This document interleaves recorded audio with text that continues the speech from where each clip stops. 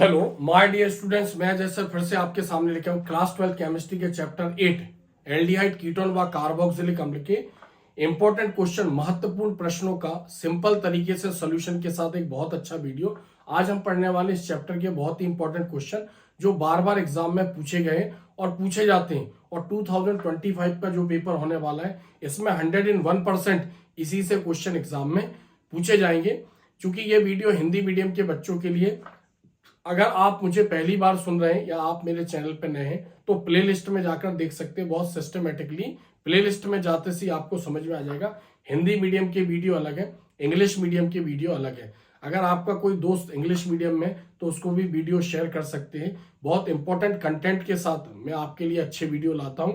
और आज हम पढ़ने वाले इस चैप्टर के बहुत ही महत्वपूर्ण वीडियो, और ऑर्गेनिक केमिस्ट्री का एक चैप्टर है। थोड़ी सी ऑर्गेनिक केमिस्ट्री टफ होती है। मैं बार बार बच्चों को ये कहता हूं कि आपको जितने ज्यादा कार्बनिक यौगिकों के नाम और उनके सूत्र पता होंगे उतना इजीली आप ऑर्गेनिक केमिस्ट्री को याद कर सकते हैं। चाहे नेम रिएक्शन हो, क्या होता है जब, कैसे प्राप्त करेंगे, या कोई रीजनिंग क्वेश्चन हो, या कोई IUPAC नाम हो, हर बार एग्जाम में पूछे जाते हैं। तो आप बने रहिए मेरे साथ। आज हम समझेंगे इस चैप्टर के बहुत ही महत्वपूर्ण क्वेश्चन।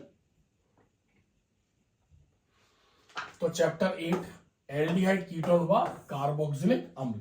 तो एल्डिहाइड का क्रियात्मक समूह होता है CHO, कीटोन का क्रियात्मक समूह होता है C डबल बॉन्ड O, और कार्बोक्सिलिक अम्ल का क्रियात्मक समूह होता है COOH। ये सभी कार्बनिक यौगिक हैं। कार्बनिक यौगिक के दो भाग होते हैं, एक भाग कहलाता है मूलक, दूसरा भाग कहलाता है क्रियात्मक समूह। तो जैसे मूलक को R से प्रदर्शित करते हैं। अब R जो होता है वो एल्किल मूलक हो सकता है या एरिल मूलक हो सकता है। तो जब R यहाँ पर इससे CHO से अटैच हो जाएगा तो बोलेंगे कार्बनिक यौगिक। तो कार्बनिक यौगिक के दो भाग हुए, एक भाग मूलक और दूसरा भाग क्रियात्मक समूह। मूलक भी दो होते हैं, एक होता है एल्किल मूलक और एरिल मूलक। एल्केन से H हटाते हैं तो एल्किल मूलक मैथिल, एथिल, प्रोपिल, ब्यूटिल, और बेंजीन से एक H हटाते हैं तो एरिल मूलक बनता है। तो यहाँ पर जब R से CHO जुड़ा होगा तो aldehyde, C double bond O से यहाँ पर R अटैच होगा तो बोलेंगे कीटोन, और जब R के साथ यहाँ पर C डबल OH अटैच होगा तो हम इसको बोलेंगे यहाँ पर कार्बोक्सिलिक अम्ल। तो R यहाँ पर मूलक है। यहाँ पर मैं एक चीज और बता दूं, एल्डिहाइड और कीटोन दोनों को एक साथ पढ़ेंगे। एल्डिहाइड और कीटोन दोनों को कार्बोनिल यौगिक भी बोलते हैं, क्योंकि दोनों में कार्बोनिल समूह उपस्थित होता है। कार्बोनिल समूह को हम इस प्रकार प्रदर्शित करते हैं। चूंकि कीटोन जैसा दिखेगा, तो बिल्कुल सही बात है, कीटोन जैसा दिखेगा। कार्बन की वैलेंसी संयोजकता 4 होती है। जब कार्बन के 2 इलेक्ट्रॉन ऑक्सीजन के साथ जुड़े होंगे, 2 इलेक्ट्रॉन फ्री होंगे, तो हम इसको बोलेंगे कार्बोनिल यौगिक। अब जब इसका एक इलेक्ट्रॉन R से और दूसरा H से अटैच होगा तब हम इसको बोलते हैं एल्डिहाइड, यानी RCHO। और जब इसके दोनों इलेक्ट्रॉन यानी कार्बोनिल समूह के कार्बन के दोनों इलेक्ट्रॉन R से अटैच होंगे तब हम यहां पर इसको बोलेंगे कीटोन, RCOR, कीटोन। और यहां पर R से C डबल OH जुड़ा होगा तो हम इसको बोलेंगे कार्बोक्सिलिक अम्ल। अब यहां पर हम ध्यान देते हैं कि जो एल्डिहाइड है जिसको हम RCHO बोल रहे हैं, तो इसमें एक एल्डिहाइड अपवाद है। जब R की जगह H अटैच होता है तो अब हम इसको बोलते हैं फॉर्मेल्डिहाइड, और यहां पर भी R की जगह जब H अटैच होता है तो हम इसको बोलते हैं फॉर्मिक अम्ल। तो ये दो, जैसे फॉर्मिक अम्ल हो गया और फॉर्मेल्डिहाइड हो गया, ये इस नियम का पालन नहीं करते, यानी ये अपवाद है। बाकी R की जगह हम CH3 रखेंगे तो हो जाएगा एसिटल्डिहाइड, और C2H5 CHO रखेंगे तो हो जाएगा प्रोपियोनल्डिहाइड, और C6H5 रखेंगे तो ये हो जाएगा बेंजल्डिहाइड। तो आपको ये 3 एल्डिहाइड के नाम और सूत्र पता होना चाहिए, और इसका जनरल फॉर्मूला आपको पता होना चाहिए RCHO यानी एल्डिहाइड। इसी प्रकार जो कीटोन है जिसको हम बोल रहे हैं RCOR, तो यहाँ पर जब R की जगह हम CH3 रखेंगे तब ये हो जाएगा डाईमेथिल कीटोन या एसीटोन, या यहाँ पर R की जगह C6H5 और CO और इसकी जगह रखेंगे CH3 तो ये हो जाएगा एसीटोफेनॉल। तो आपको ये दो कीटोन के नाम पता होना चाहिए, डाईमेथिल कीटोन या एसीटोन, और एसीटोफेनॉल या मेथिल फेनिल कीटोन। यहाँ पर भी जब R की जगह इसको रखेंगे H को तो ये हो जाएगा फॉर्मिक अम्ल, और R की जगह यहाँ पर CH3 आ जाएगा तो इसको बोलेंगे हम एसिटिक अम्ल। C2H5 आएगा तो बोलेंगे यहाँ पर हम इसको प्रोपियोनिक अम्ल, और जब C6H5 आएगा तब हम इसको बोलेंगे बेंजोइक अम्ल। तो जब भी हम ये चैप्टर पढ़ रहे होंगे तो हमें इनका सामान्य सूत्र पता होना चाहिए, RCHO, और ये R की जगह ये रखेंगे तो इनके नाम हमें पता होना चाहिए। कीटोन के बारे में भी पता होना चाहिए, RCOR, CH3CO CH3 और C6H5CO CH3। कार्बोक्सिलिक अम्ल RCOOH, SCOOH, CH3COOH, C2H5COOH और C6H5COOH। और इन सभी के हमें साधारण नाम और IUPAC नाम इसके पता होना चाहिए। Aldehyde RCHO, SCHO formaldehyde, CH3CHO acetaldehyde और C2H5CHO propion aldehyde, C6H5CHO benzaldehyde. RCOR ketone, CH3CO CH3 dimethyl ketone और एसीटोन और C6H5CO CH3 methyl phenyl ketone या एसीटोफेनॉल। RCOOH कार्बोक्सिलिक अम्ल, SCOOH फॉर्मिक अम्ल, C2H5COOH प्रोपियोनिक अम्ल और C6H5COO बेंजोइक अम्ल और CH3COOH एसिटिक अम्ल। जैसे इसको मैथेनोइक अम्ल बोलते हैं, इसको एथेनोइक अम्ल बोलते हैं, प्रोपेनोइक अम्ल बोलते हैं। जैसे इसको मैथेनल बोलेंगे, एथेनल बोलेंगे, प्रोपेनल बोलेंगे यहाँ पर। जैसे इसको प्रोपेनॉन बोलेंगे। तो इनके IUPAC नाम आपको पता होना चाहिए। तो यहाँ पर हम देखते हैं, चूंकि हम बोल रहे थे एल्डिहाइड और कीटोन दोनों को एक साथ पढ़ा जाता है, फिर ध्यान दें क्योंकि ऑब्जेक्टिव में ही पूछा जाता है, एल्डिहाइड और कीटोन दोनों को कार्बोनिल यौगिक के नाम से जानते हैं। किसके नाम से? कार्बोनिल यौगिक, क्योंकि दोनों में कार्बोनिल समूह यानी C डबल बॉन्ड उपस्थित होता है। कार्बन की एक संयोजकता R से और दूसरी S से अटैच होगी तो एल्डिहाइड RCHO, और जब कार्बन की दोनों संयोजकताएं दो R से अटैच होंगी तब हम इसको कीटोन बोलते हैं, यानी एल्डिहाइड हो या फिर कीटोन हो, दोनों में ही कार्बोनिल समूह उपस्थित होता है। क्योंकि कार्बोनिल समूह कीटोन जैसा होता है, इसलिए ऐसे भी ध्यान रखेंगे कि कार्बोनिल यौगिक जो है वो कीटोन जैसा प्रदर्शित किया जाता है। फर्स्ट क्वेश्चन यहाँ पर हम देखते हैं, निम्न अभिक्रियाओं की व्याख्या कीजिए। चूंकि जो फर्स्ट क्वेश्चन है ये नेम रिएक्शन है, चूंकि ऑर्गेनिक केमिस्ट्री है तो नेम रिएक्शन तो आती है, यानी नाम से किसी वैज्ञानिक का नाम होगा या किसी स्पेशल कोई विशिष्ट नाम होगा, उसको हम नेम रिएक्शन बोलेंगे। तब ये 2 नंबर में आती है, यानी थ्योरी लिखनी पड़ेगी और एक उपयुक्त समीकरण लिखना पड़ेगा। लेकिन जब ये पूछेंगे क्या होता है जब, मतलब अभिकारक दे देंगे, उत्पाद क्या बनेगा, उसके संतुलित समीकरण बताना है, तब 1 नंबर में आता है। कैसे प्राप्त करेंगे? अभिकारक दिया रहेगा, उत्पाद दिया रहेगा, तो अभिकारक की क्रिया किससे करवानी है कि वो उत्पाद हमें प्राप्त हो जाए, तब भी वो 1 नंबर में आता है।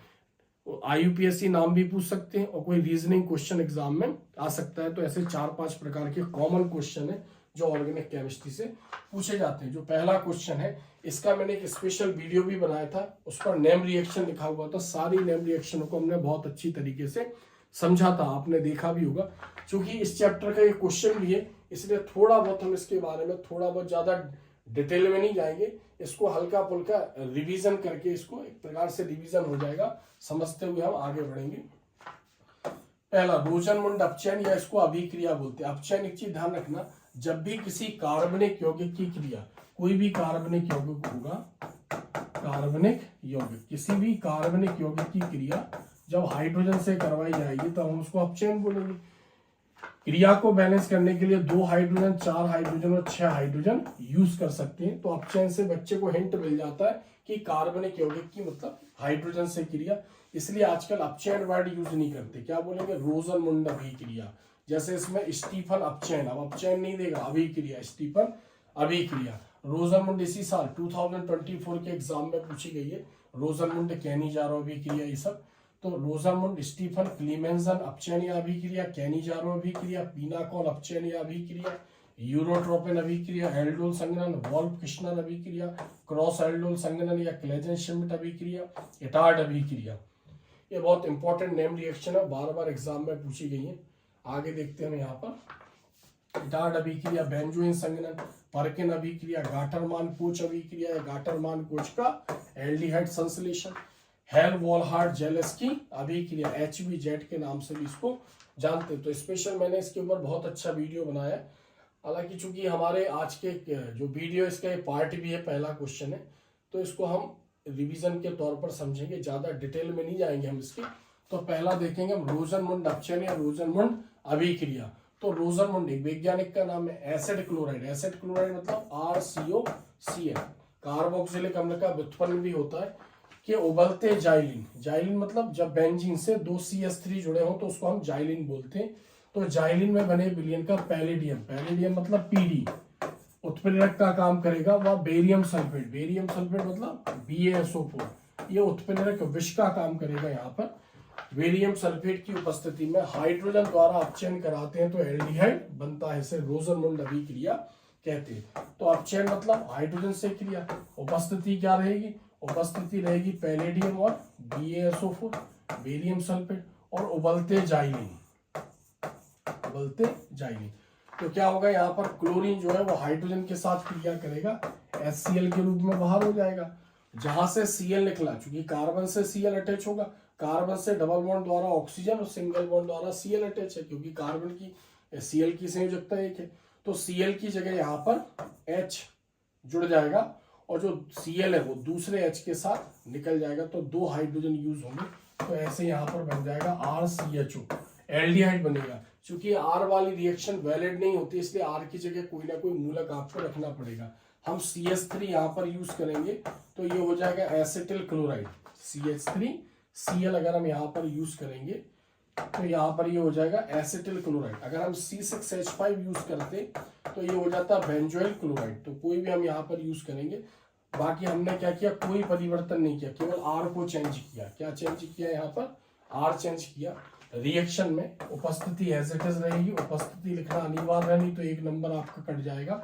और यहाँ पर R की जगह CH3 अगर हम लेते तो बन जाएगा एसिटाल्डिहाइड, और अगर हम C6H5 लेते तो यहाँ पर बन जाता है ये बेंजल्डिहाइड।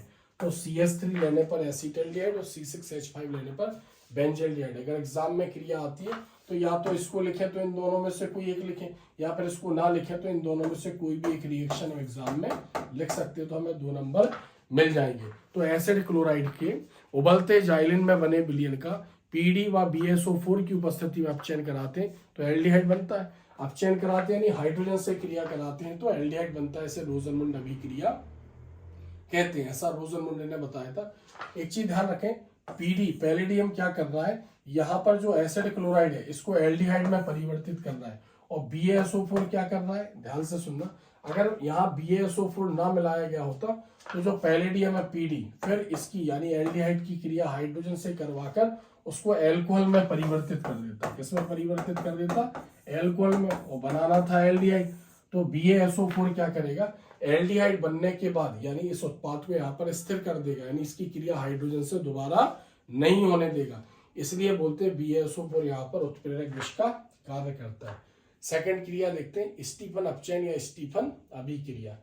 वैज्ञानिक के नाम कैनी, जो रोजरमुंड अभिक्रिया उसमें एल्डिहाइड बनता है, स्टीफन अभिक्रिया में भी एल्डिहाइड बनता है। तो एल्किल या एरिल साइनाइड यानी R से जब क्या जुड़ा हो, C ट्रिपल बॉन्ड N जुड़ा हो तब हम इसको बोलेंगे साइनाइड। साइनाइड का IUPAC नाम नाइट्राइल होता है, इसलिए हम इसको यहाँ पर नाइट्राइल भी बताएं। तो एल्किल या एरिल मतलब खुली श्रृंखला वाला साइनाइड ले सकते हैं, या एरिल साइनाइड यानी बंद श्रृंखला वाला। साइनाइड के E3 विलयन का SnCl2 व HCl यानी स्टेरस क्लोराइड व HCl हाइड्रोक्लोरिक अम्ल की उपस्थिति में हाइड्रोजन द्वारा अपचयन कराते हैं तो एक मध्यवर्ती यौगिक बनता है जिसका अम्लीय जल अपघटन कराने पर, अम्लीय जल अपघटन कराने पर एल्डिहाइड बनता है, इसे स्टीफन अभिक्रिया कहते हैं। तो RCN, तो हम R की जगह यहाँ पर क्या लेते, R की जगह यहाँ पर हम CH3 ले लेते यानी मेथिल साइनाइड। एक चीज ध्यान रखें, R की जगह हम यहाँ पर ये भी ले सकते थे C6H5 C ट्रिपल बॉन्ड यानी फेनिल साइनाइड भी ले सकते थे। तो इसका अपचयन करवाएंगे, अपचयन मतलब हाइड्रोजन से क्रिया, उपस्थिति क्या रहेगी SnCl2 plus HCl stainless chloride plus hydrochloric. यहाँ पर एक बॉन्ड टूट जाएगा, यानी एक बॉन्ड टूटेगा तो कार्बन से H जुड़ जाएगा और नाइट्रोजन से H, टोटल कितने H यूज होंगे, 2 H यूज होंगे।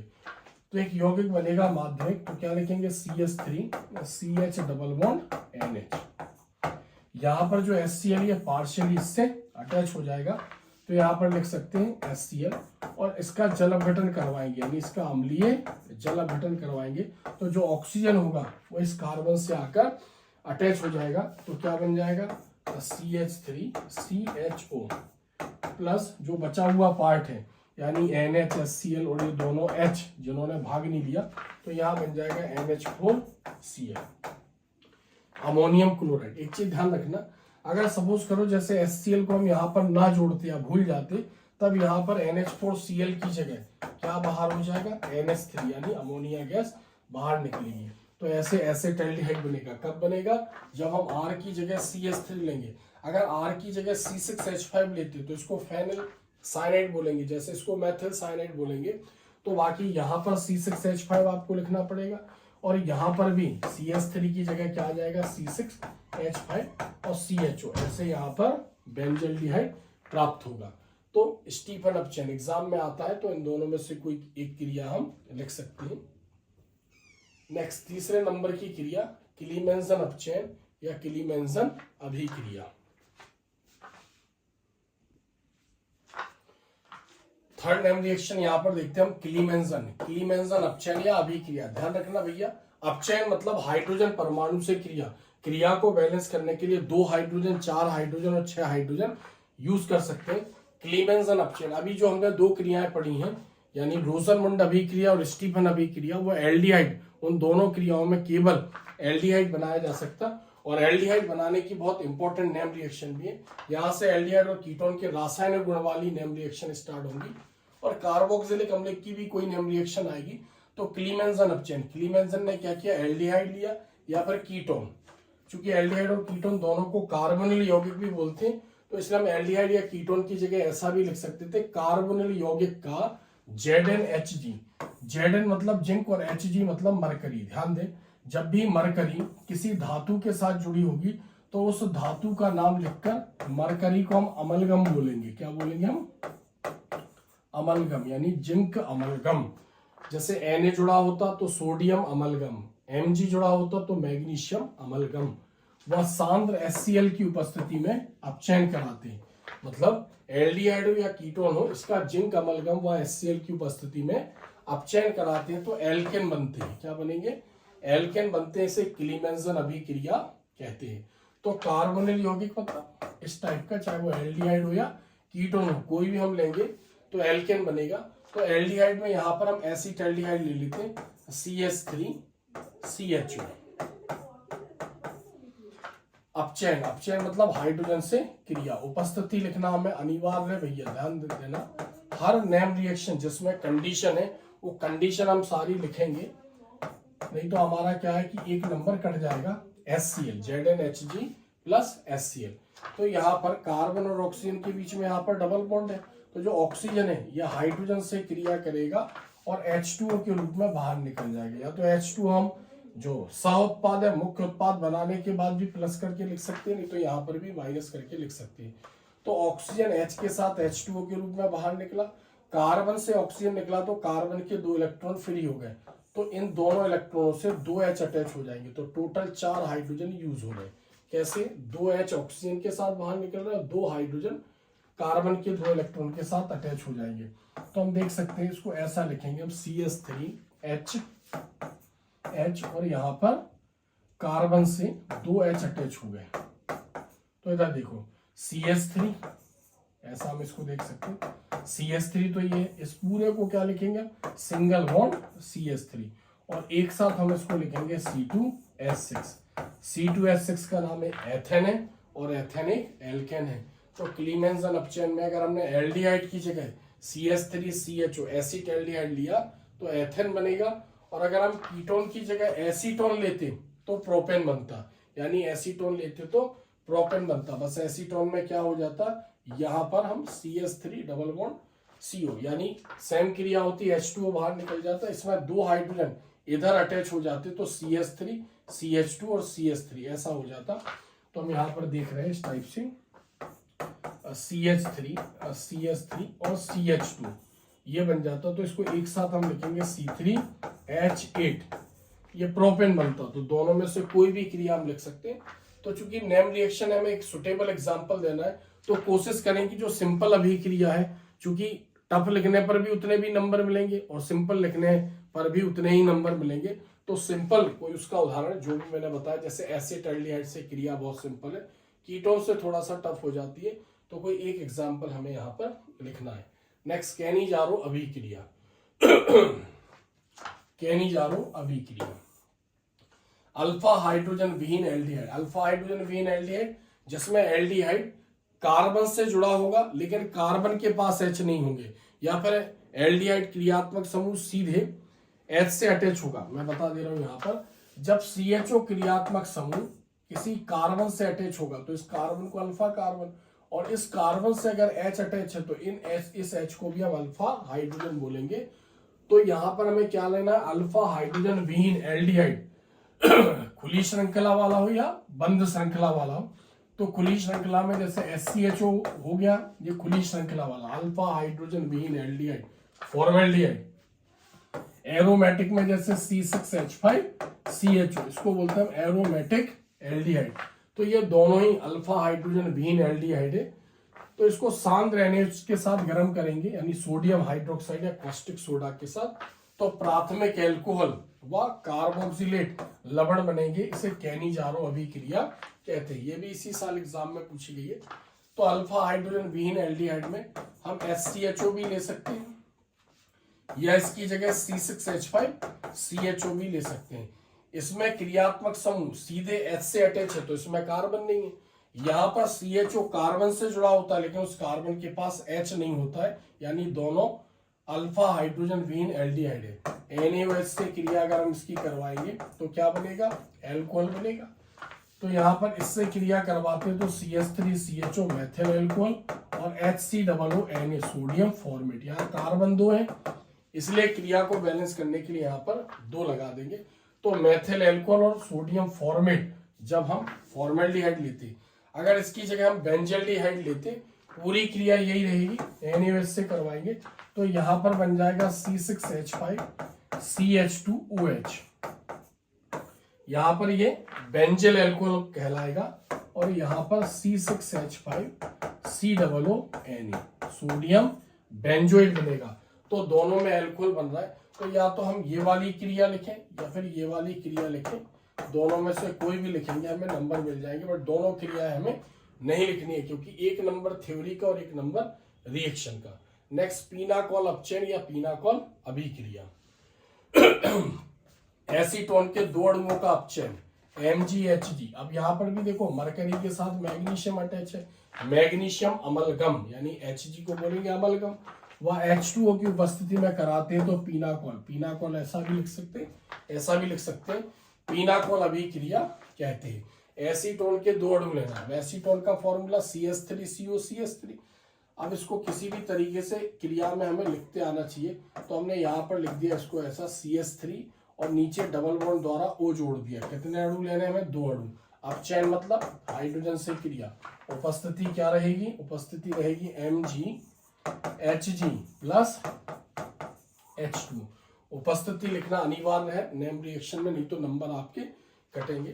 तो यहाँ पर ये सिग्मा बॉन्ड है, पाई बॉन्ड है। पाई बॉन्ड क्रियाशील होता है, दुर्बल होता है। ये बॉन्ड अगर ब्रेक हो जाएगा तो एक इलेक्ट्रॉन ऑक्सीजन पर और एक कार्बन पर फ्री हो जाएगा। हम यहाँ देख सकते हैं क्या कंडीशन होगी अगर डबल बॉन्ड ब्रेक होगा तो ऐसा हो जाएगा। ऊपर CH3 अटैच है तो ये एक एसीटोन लिया, यहाँ पर 2 एसीटोन के अणु लेना है तो दूसरे वाले को भी हम यहाँ पर ऐसे ही लिख देते हैं, यानी CH3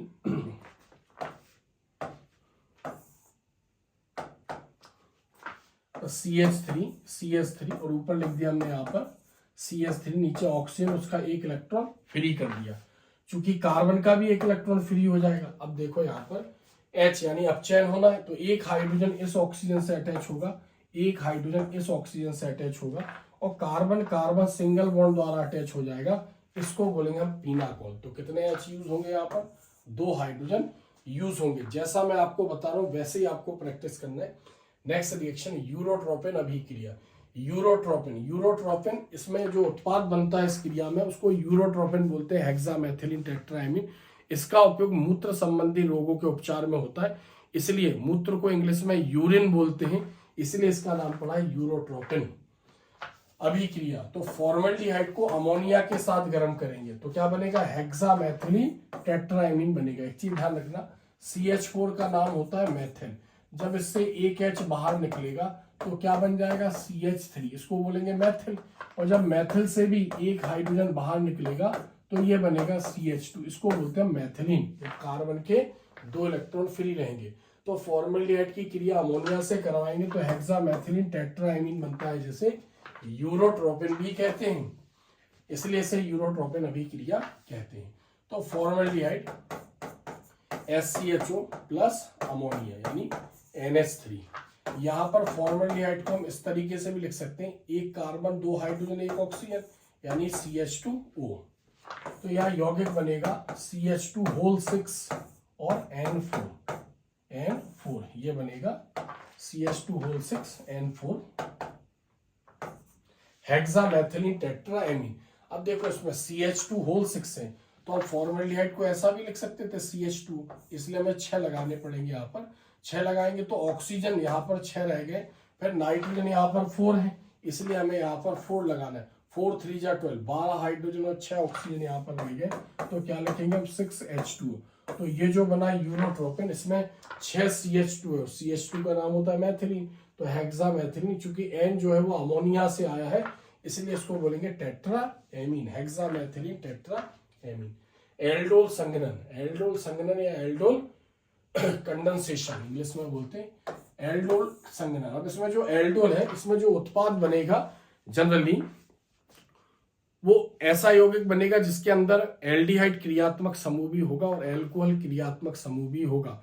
तो एल्डिहाइड से आ जाएगा ALD और जो एल्कोहल है उससे आ जाएगा ऑल, तो ऐसे इन दोनों को मिलाकर इसका नाम पड़ेगा एल्डोल। चूंकि इसमें क्रिया एल्डिहाइड से करवाई गई थी, कीटोन से भी करवाते हैं, तो चूंकि एल्डिहाइड से क्रिया करवाई गई थी तो दो क्रियात्मक समूह एक साथ थे, इसलिए इसको बोला एल्डोल। कीटोन से क्रिया करवाते तो उसको हम बोलेंगे कीटोन, लेकिन चूंकि कीटोन भी इंक्लूड है, पहली बार इसमें जो एल्डोल बना था, इसलिए ये अभी भी एल्डोल के ऊपर ही इसका नाम चलता है। अब इसमें क्या करना, अल्फा हाइड्रोजन युक्त एल्डिहाइड लेना, यानी जब एल्डिहाइड क्रियात्मक समूह किससे जुड़ा होगा, कार्बन से, उस कार्बन से H जुड़ा होगा, तब हम उस कार्बन को और उस हाइड्रोजन को बोलेंगे अल्फा हाइड्रोजन एल्डिहाइड। तो कीटोन भी यहाँ पर, यानी जो क्रियात्मक समूह CO है वो किसी कार्बन से अटैच होगा तो कार्बन अल्फा कार्बन, और उस कार्बन से H अटैच होगा तो उसको बोलेंगे हम अल्फा हाइड्रोजन युक्त कीटोन। तो अल्फा हाइड्रोजन युक्त एल्डिहाइड लेंगे या फिर कीटोन लेंगे, दोनों को एक साथ हम एल्डिहाइड कीटोन को कार्बोनिल यौगिक के नाम से जानते हैं। 2 अणु लेंगे, क्षार NaOH की उपस्थिति में इसका संघनन कराते हैं, यानी गर्म करेंगे तो एक योगात्मक यौगिक बनेगा जिसमें एल्डिहाइड व एल्कोहल के गुण, अगर हम एल्डिहाइड के 2 अणु लेंगे तो एल्डिहाइड व एल्कोहल के गुण, अगर हम कीटोन लेंगे तो कीटोन व एल्कोहल दोनों के गुण उसमें होंगे, इसलिए हम इसको बोलेंगे एल्डोल संघनन। तो सबसे पहले यहाँ पर हम एल्डिहाइड में लेते हैं एसिटैल्डिहाइड, अल्फा हाइड्रोजन युक्त एल्डिहाइड। एसिटैल्डिहाइड के 2 अणु लेंगे, CH3 C double bond O और H, क्या बोला हम CH3 CHO। दूसरे वाले में इसको ब्रेक कर देंगे, बाकी हम उसको एक साथ लिखेंगे। तो CH3 को हम ऐसा भी लिख सकते हैं HCH2 और बाकी CHO को हमने एक साथ लिख दिया CH3 CHO CH3 CHO। 2 अणु लेंगे, इससे क्रिया करवाएंगे, क्षार NaOH की उपस्थिति में इसको गर्म करेंगे, क्रिया करवाएंगे। तो ध्यान दें, बॉन्ड टूटेगा ये वाला, एक इलेक्ट्रॉन इस पर, एक इलेक्ट्रॉन इस पर फ्री हो जाएगा, इससे यहाँ पर H अटैच हो जाएगा और जो कार्बन है वो इस कार्बन से अटैच हो जाएगा, क्योंकि दोनों के एक एक इलेक्ट्रॉन फ्री हो जाएंगे। तो इसको देखते हैं हम, CH3 O से क्या जुड़ गया, H जुड़ गया, ऊपर H है, इसने पार्टिसिपेट नहीं किया, बाकी कार्बन के इलेक्ट्रॉन फ्री थे तो डायरेक्ट इसको इससे अटैच कर दिया, तो ये बनाई यौगिक, इसको बोलेंगे हम एल्डोल। क्यों बोल रहे हैं एल्डोल, क्योंकि इसमें एल्कोहल क्रियात्मक समूह है और एल्डिहाइड क्रियात्मक समूह है, तो एल्डिहाइड से आया ALD, यानी क्योंकि इसको इंग्लिश में लिखते हैं एल्डिहाइड, ध्यान दें एल्डिहाइड, और एल्कोहल को बोलते हैं ऑल। तो यहां से हमने लिया ALD और यहां से लिया ऑल, ऐसे इसका नाम पड़ा एल्डोल। लेकिन अगर हम कीटोन लेते हैं तो भी इसमें जो यौगिक बनता उत्पाद, उसमें यहाँ पर कीटोन क्रियात्मक समूह होता और एल्कोहल होता, तब हम उसको पढ़ते कीटोन। तो मैं बता देता हूँ एक प्रकार से यहाँ पर। अब कीटोन में एसीटोन लेते हैं, CH3 ऊपर CH3 और नीचे लिख दिया डबल बॉन्ड O एसीटोन। दूसरे एसीटोन को ब्रेक कर दिया, CH3 को यहाँ पर तोड़ देंगे, तो ऐसा लिखेंगे HCH2 और बाकी उसको एक साथ मिला के आपको लिख देना है, यानी CH3CO CH3। उपस्थिति क्या रहेगी, उपस्थिति रहेगी यहाँ पर क्षार NaOH, तो H यहाँ से अटैच हो जाएगा और कार्बन से यहाँ पर अटैच हो जाएगा।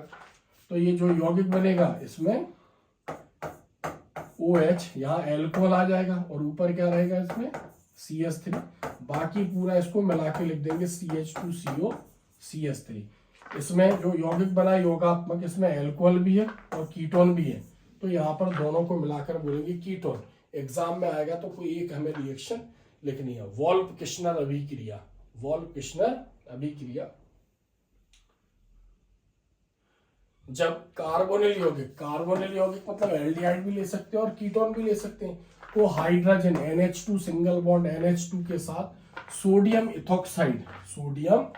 इथोक्साइड यानी C2H5O Na की उपस्थिति में गर्म करते हो, फिर एथिलीन ग्लाइकोल व KOH से क्रिया करवाएंगे तो एल्केन बनेगा। इसे वोल्फ-किश्नर अभिक्रिया कहते हैं। तो कार्बोनिल यौगिक यहाँ पर हम लेंगे। कार्बोनिल यौगिक मतलब जब कार्बन से डबल बॉन्ड द्वारा ऑक्सीजन जुड़ा, एल्डिहाइड भी ले सकते, कीटोन भी ले सकते।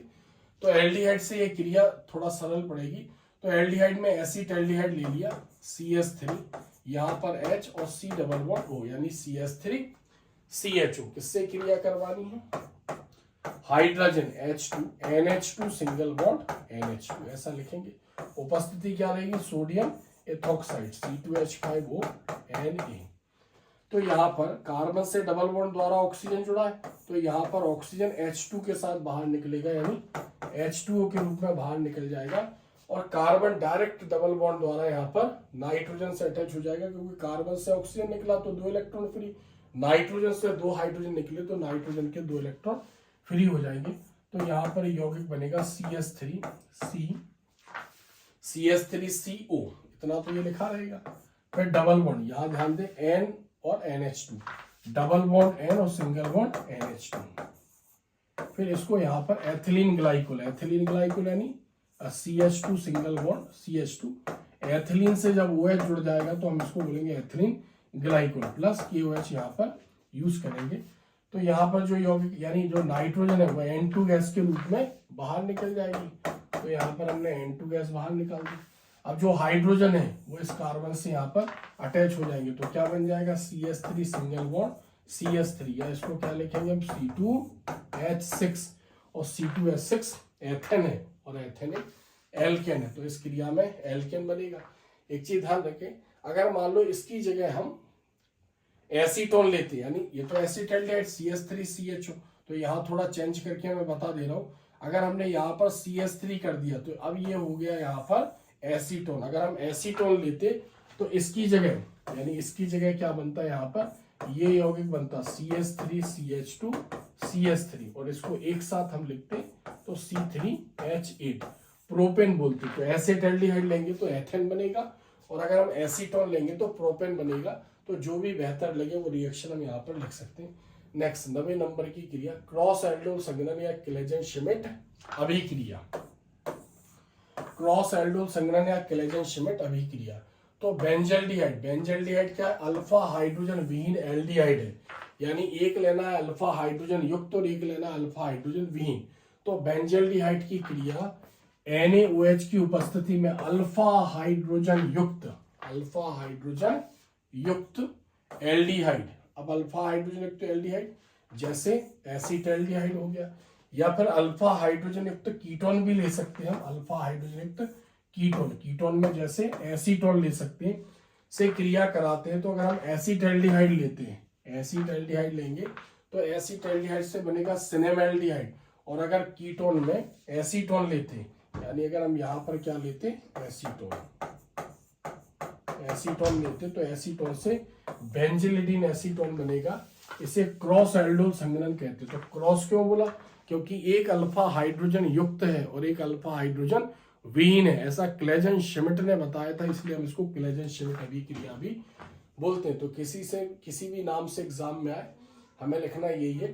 तो अब हम इस क्रिया को देखते हैं। तो पहले हमने यहाँ पर लेंगे बेंजल्डिहाइड का फॉर्मूला C6H5CHO। ध्यान रखना है यहाँ पर कार्बन से ऑक्सीजन डबल बॉन्ड द्वारा अटैच है, और यहाँ पर एसिटाल्डिहाइड से क्रिया करवाएंगे यानी CH3CHO।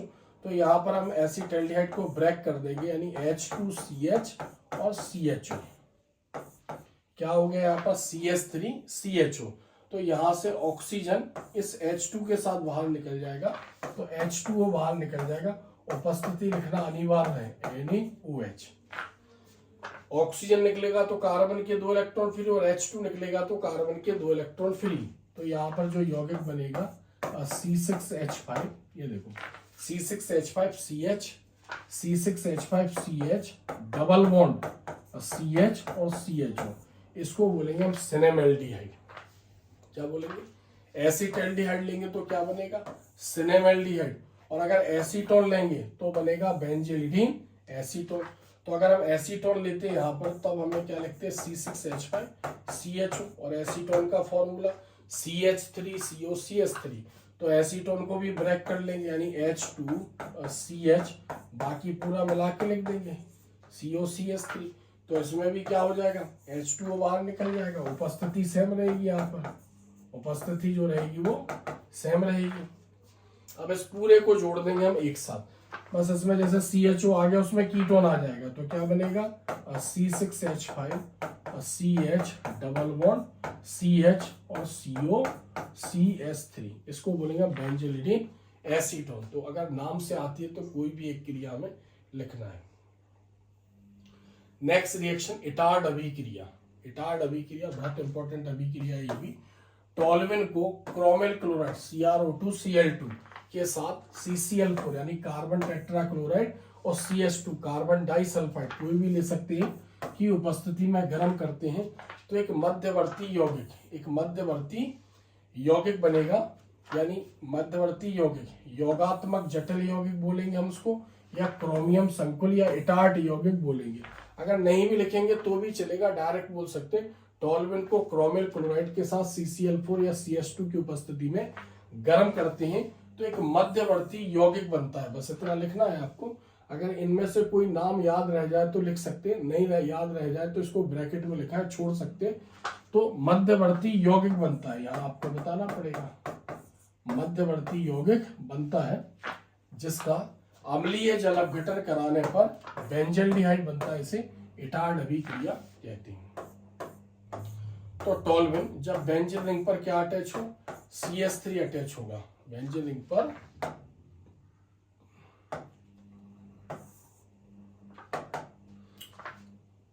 CH3 अटैच होगा तो इसको टोल्यूइन बोलेंगे। किसके साथ गर्म करेंगे इसको? Chromyl chloride CrO2Cl2, chromyl chloride, और उपस्थिति क्या रहेगी?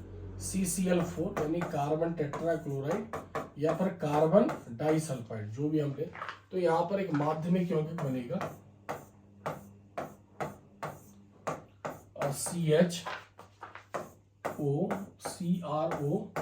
CrOSCl2 और होल्ड का ये बनेगा। इसका अम्लीय जल अपघटन करवाएंगे, तो क्या बन जाएगा? यहाँ पर बेंजल्डिहाइड हमें यहाँ पर प्राप्त होगा। इतना लिखना है, बाकी हमें इसको आगे और भी उत्पाद बनते हैं। अब जो ये मध्यवर्ती यौगिक बना, इसको हम क्या बोले? योगात्मक जटिल यौगिक, या चूंकि इसमें क्रोमियम है तो क्रोमियम संकुल। चूंकि इटार्ड अभिक्रिया इसलिए हम इसको इटार्ड यौगिक भी बोलते हैं।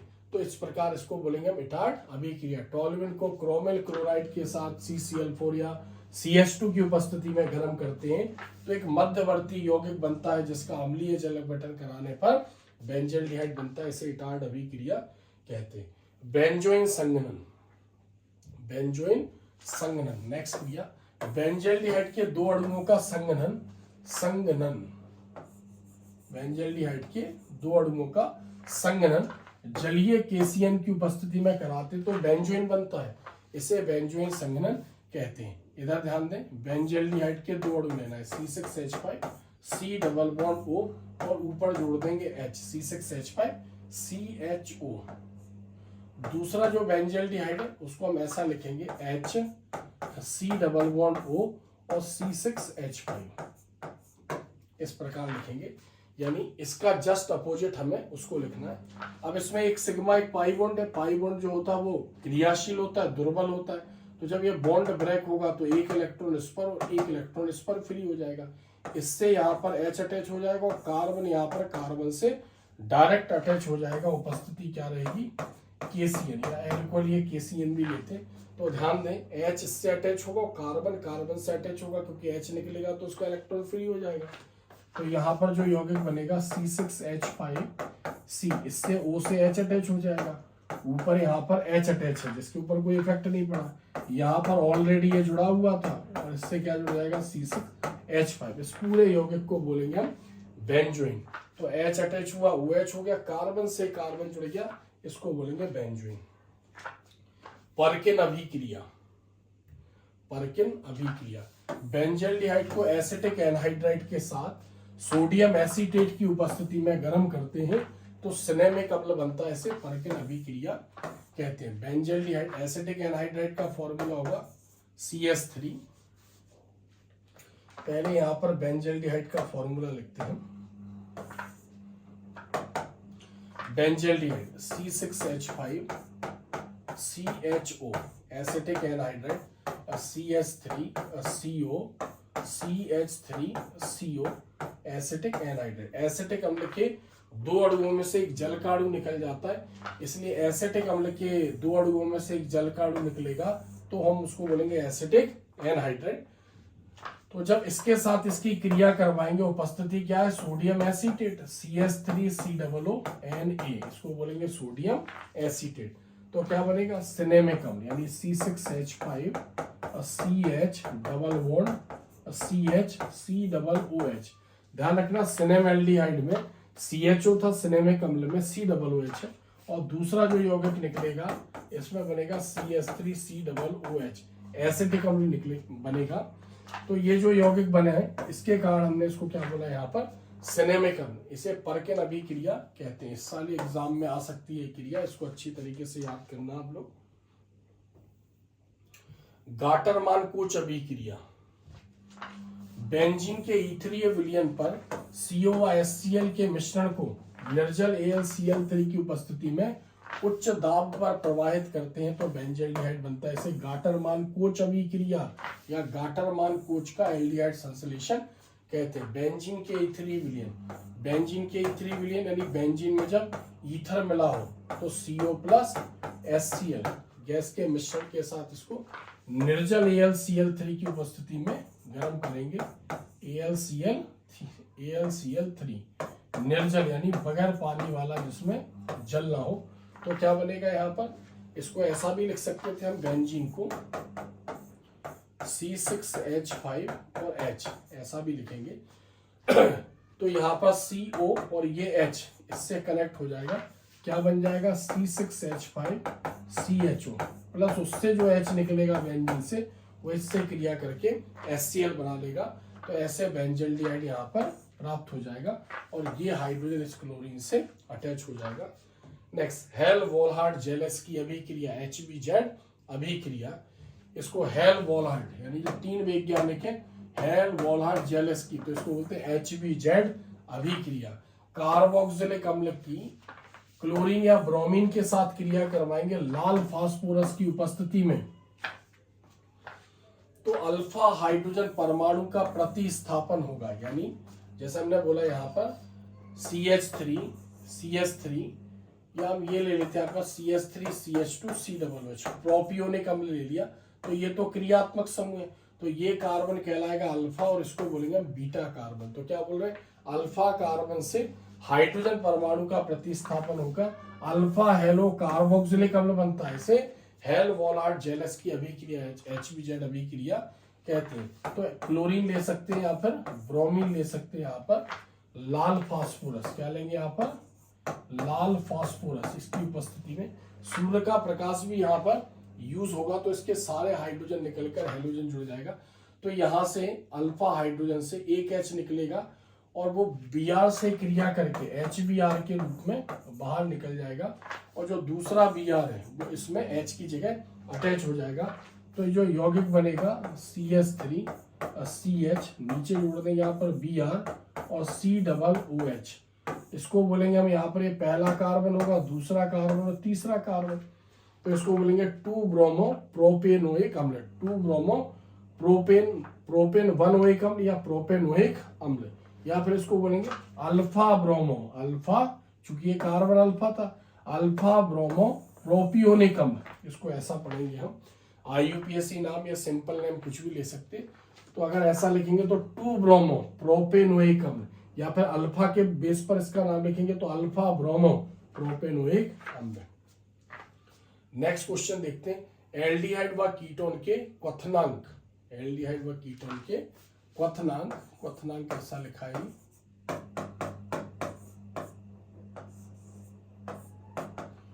एल्डिहाइड व कीटोन के क्वथनांक एल्कोहल से कम होते हैं, एल्कोहल से कम होते हैं, किंतु उतने ही अणु भार वाले एल्केन से अधिक होते हैं। क्यों, समझाइए।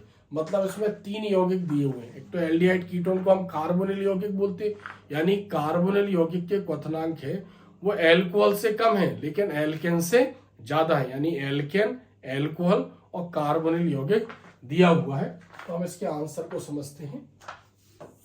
एल्डिहाइड व कीटोन के क्वथनांक, ध्यान रखें क्वथनांक कैसा लिखना है, क्वथनांक एल्केन की तुलना में अधिक होते हैं, एल्केन की तुलना में अधिक होते हैं, क्योंकि इनके अणुओं मतलब इनके अणुओं के बीच प्रबल द्विध्रुव ध्रुव, यानी एल्डिहाइड और कीटोन के अणुओं के बीच में प्रबल द्विध्रुव और द्विध्रुव या द्विध्रुवीय आकर्षण बल होता है। जबकि एल्डिहाइड व कीटोन के जो क्वथनांक हैं एल्कोहल की तुलना में कम होते हैं, क्योंकि एल्कोहल के अणुओं के मध्य हाइड्रोजन बंध होता है, एल्कोहल के अणुओं के मध्य हाइड्रोजन बंध होता है, जो द्विध्रुवीय आकर्षण बल और वांडर वाल्स बल, चूंकि एल्केन के अणुओं के बीच में वांडर वाल्स बंध होगा तो वांडर वाल्स बल की तुलना में अधिक प्रबल होता है। इसलिए एल्डिहाइड और कीटोन के क्वथनांक एल्कोहल से कम और एल्केन से ज्यादा होते हैं। एल्केन के अणुओं में वांडर वाल्स आकर्षण होगा और एल्कोहल के अणुओं में हाइड्रोजन बंध होता है, और एल्डिहाइड और कीटोन के अणुओं के बीच में द्विध्रुवीय आकर्षण बल होता है। तो जो हाइड्रोजन बंध है वो वांडर वाल्स से भी ज्यादा है और द्विध्रुवीय से ज्यादा है, इसलिए एल्कोहल के क्वथनांक एल्डिहाइड कीटोन से ज्यादा है, लेकिन एल्केन से ज्यादा है एल्डिहाइड व कीटोन के क्वथनांक, क्योंकि जो द्विध्रुवीय आकर्षण बल होता है वो वांडर वाल्स बल की तुलना में अधिक होता है। नेक्स्ट क्वेश्चन देखते हैं तीसरा, क्या होता है जब केवल, समीकरण लिखिए, क्या होता है जब केवल, समीकरण लिखिए। जब भी ध्यान दें इस टाइप का कोई क्वेश्चन आता है क्या होता है जब, तो समझ जाना कि अभिकारक दिया हुआ है, उत्पाद क्या बनेगा वो हमें बताना है और क्रिया को संतुलित करते हुए हमें बताना है। तो क्या होता है जब, यानी क्या होता है जब एसिटिल क्लोराइड का PdBSO4 की उपस्थिति में अपचयन होगा। फॉर्मूले पता होना चाहिए आपको, एसिटिलीन की HgSO4 और H2SO4 की उपस्थिति में जल से क्रिया होती है। कैल्शियम एसीटेट व कैल्शियम फॉर्मेट का शुष्क आसवन कराएंगे। फिर फॉर्मेल्डिहाइड की अमोनिया से क्रिया होगी, फॉर्मेल्डिहाइड की अमोनिया में सिल्वर नाइट्रेट से क्रिया होगी, एसिटल्डिहाइड की 0 डिग्री सेल्सियस पर H2SO4 से क्रिया होगी, एसीटोन की ग्रिग्नार्ड अभिकर्मक से क्रिया होगी। बहुत सिंपल क्रिया है, बस फॉर्मूले हमें यहाँ पर याद होने चाहिए। नेक्स्ट 8वें नंबर की क्रिया देखते हैं। एसीटोन को सांद्र H2SO4 के साथ गर्म करेंगे, बेंजल्डिहाइड की क्रिया NaOH से करवाएंगे, टोल्यूइन का वायु द्वारा उत्प्रेरकीय ऑक्सीकरण कराएंगे, फेनिल साइनाइड का अम्लीय जल अपघटन कराएंगे, बेंजोइक अम्ल की SOCl2 यानी थायोनिल क्लोराइड से क्रिया होगी, बेंजीन की निर्जल AlCl3 की उपस्थिति में एसिटिल क्लोराइड से क्रिया होगी, बेंजीन को निर्जल AlCl3 की उपस्थिति में CO व HCl गैस से क्रिया कराएंगे। एक चीज ध्यान रखना, आप अगर ऑर्गेनिक केमिस्ट्री आप पढ़ते हो, सबसे पहले आप नेम रिएक्शन जो मैंने बताई है वो सारी नेम रिएक्शन आप याद कर लेना। इन्हीं नेम रिएक्शनों पर आपको 3 फायदे मिलेंगे। एक तो जो नेम रिएक्शन आ रही वो तो लिख ही पाओगे आप, दूसरा क्या होता है जब, ये इस टाइप की क्रियाओं में ज्यादातर नेम रिएक्शन पर बेस्ड होती है, कैसे प्राप्त करेंगे ये भी नेम रिएक्शन पर बेस्ड होती है। तो ये आपको 2-3 क्रियाएं लिखने में आसानी होगी। तो सबसे पहले आपको इनकी प्रैक्टिस ना करके नेम रिएक्शन की प्रैक्टिस आपको करनी चाहिए। अब हम देखते हैं कि कितनी सिंपल अभिक्रिया है। क्योंकि बच्चा इसको पढ़ता है तो घबरा जाता है, उसको टफ लगता है कि अरे क्या है ये समझ में नहीं आया।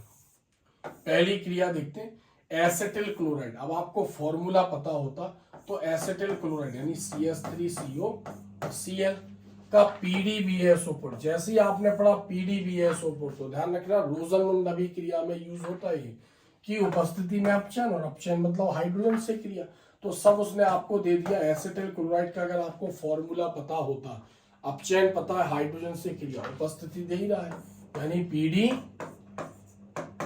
PDBSO4। और आपको जरा सा भी हल्का सा अगर महसूस हो जाता है एग्जाम के समय में कि रोजनमुंड में एल्डिहाइड बनता है, तो बहुत सिंपल क्रिया हो जाती है, यानी H जो है यानी Cl S से निकलेगा, और जो H है वो कार्बन से जुड़ जाएगा, तो क्या बाहर निकल जाएगा, HCl बाहर निकल जाएगा, और उसकी जगह H अटैच हो जाएगा, यानी CH3CHO। नाम तो हमें लिखना नहीं है।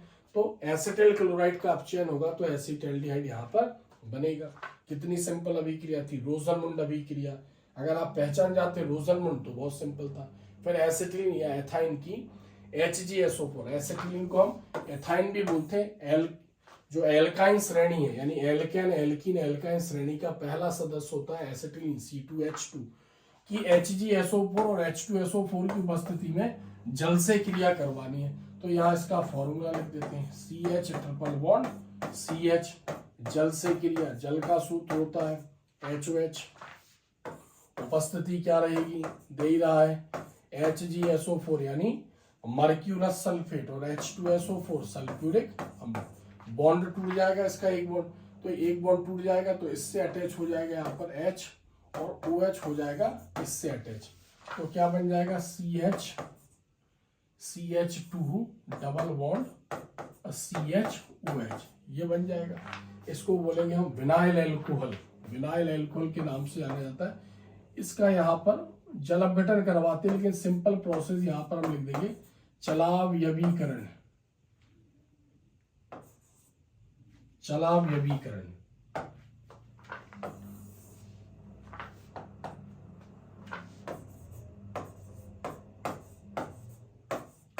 चलावयवीकरण ये लिख देंगे, यानी चलावयवता एक समावयवता भी होती है। तो जब हम इसका यहाँ पर इसको लिखेंगे, हालांकि जल अपघटन कराने पर एक स्टेप बढ़ जाएगी, तो हम ऐसा कह सकते हैं यहाँ पर कि जो ऑक्सीजन होगा यहाँ पर डबल बॉन्ड टूटेगा, और जो हाइड्रोजन है वो इस कार्बन से अटैच हो जाएगा, तो क्या बन जाएगा यहाँ पर CH3CHO, एसिटाल्डिहाइड यहाँ पर प्राप्त होगा। फिर नेक्स्ट तीसरी क्रिया देखते हैं, कैल्शियम एसीटेट और कैल्शियम फॉर्मेट का शुष्क आसवन। शुष्क आसवन मतलब, आसवन मतलब गर्म करना, शुष्क मतलब सूखा, ड्राई, इनको ड्राई गर्म करना है। तो कैल्शियम एसीटेट, जब एसिटिक अम्ल से H हटाकर कैल्शियम जुड़ता है तो हम उसको बोलते हैं कैल्शियम एसीटेट।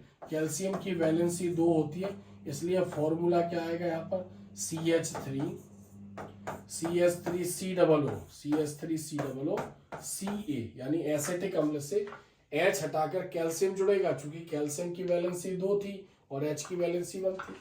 कैल्शियम फॉर्मेट, अब जैसे इसका फॉर्मूला CH3COO है, इसी प्रकार कैल्शियम फॉर्मेट का जो फॉर्मूला होगा यहाँ पर मैं बता दे रहा हूं। कैल्शियम फॉर्मेट का जो फॉर्मूला होगा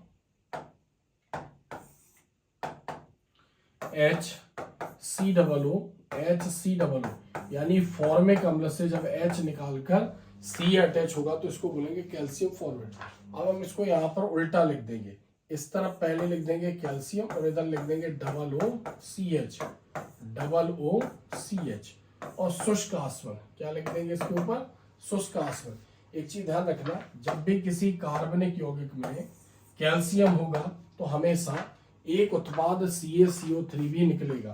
क्या निकलेगा, CaCO3। जब भी कैल्शियम होगा तो यहाँ पर कितने कैल्शियम है, यहाँ पर 2 कैल्शियम है, तो क्या निकाल देंगे बाहर हम, CaCO3, कैल्शियम कार्बोनेट, ये बाहर हो जाएगा। तो इसको यहाँ से बाहर निकलती है, यहाँ पर डायरेक्ट निकाल देते हैं, ये बाहर हो गया, यानी 2 कैल्शियम CaCO3। यहाँ पर क्या बचा, CH3, और यहाँ बचा CHO, नीचे भी वही बचा CH3 और CHO, तो क्या बन जाएगा एसिटाल्डिहाइड, यानी CH3CHO, ये बन जाएगा।